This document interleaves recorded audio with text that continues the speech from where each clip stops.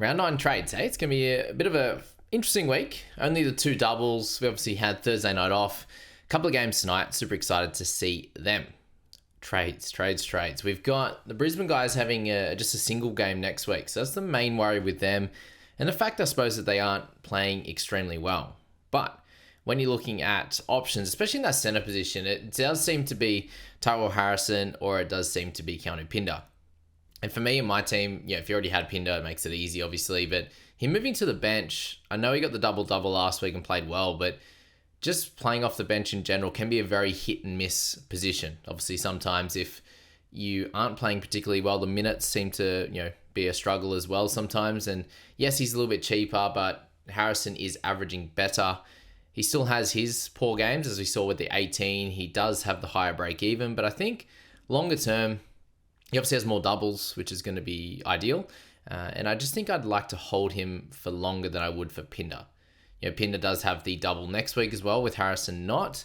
But I'm looking a little bit more long-term with that decision of bringing in Harrison. So Jack White comes out of the side for Harrison.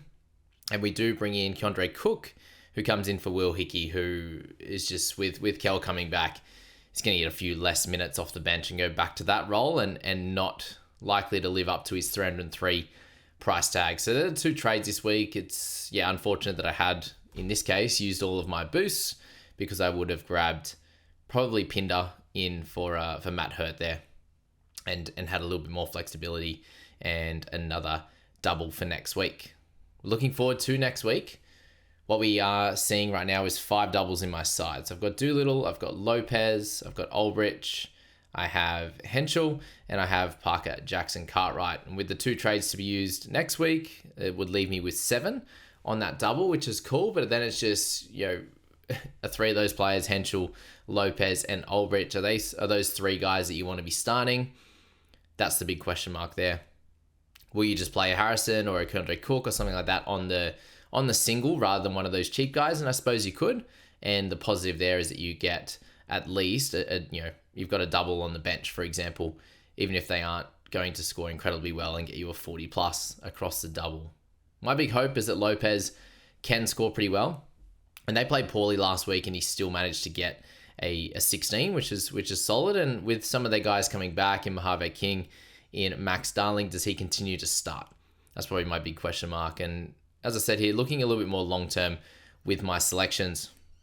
Next week, we have a couple extra teams on the double. So the Illawarra Hawks come in. We have the Sydney Kings as 2 teams you're going to want to have a look at as well, along with New Zealand coming back onto that double and Perth. So with Parker Jackson Cartwright being a really solid option, you've got Matt Mooney as well in their side. You've got Cooks and obviously Adams in Sydney that you might want to look at. Although, does that continue to happen? What happened last game with their really good scores? Brisbane go to that single. Perth, you probably won't want to add any more from that week. Even with Cotton coming back, I suppose you could use him as if he happens to get a decent score, especially in that second game, his break even will be a little bit lower and a bit nicer after this 95 that it is currently into the double. So it's going to be great to see him back, but that does affect Henschel. So am I going to want to keep Henschel past this week, or is he the trade out target or the guy I can move on from next week, depending how Glover goes as well? Henschel could be that guy to move on. So Adams is a play to look at.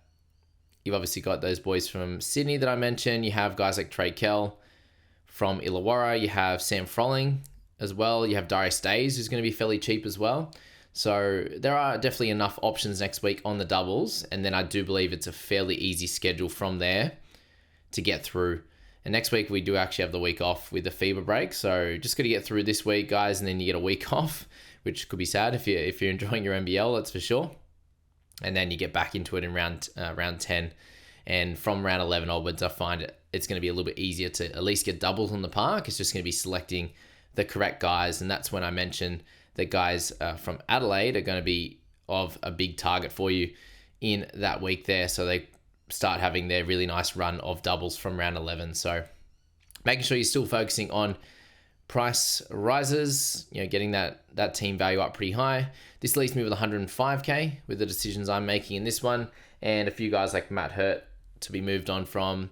Guys like Aldrich eventually has a double next week, could be held. We have Glover, Henschel that will want to move on.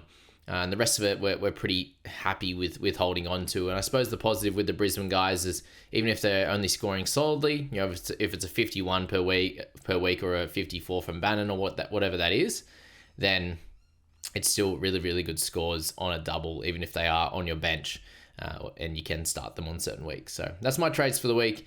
Keeping it simple, hopefully a solid week for me. I'll start Jackson Cartwright if Henschel's off the bench. If Henschel's still starting, I'll probably keep him there, but I do think that Parker could have a really good week there.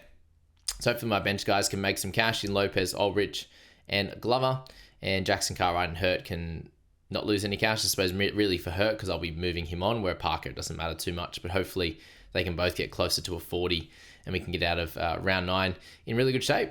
So yeah, guys, that's that video. I hope you enjoyed it, and please tune in to the top 25 hottest in the BBL that's coming out all on the socials, and I'll be doing 5 at a time on the YouTube channel. So thanks for that, guys, and we'll catch you in that next video.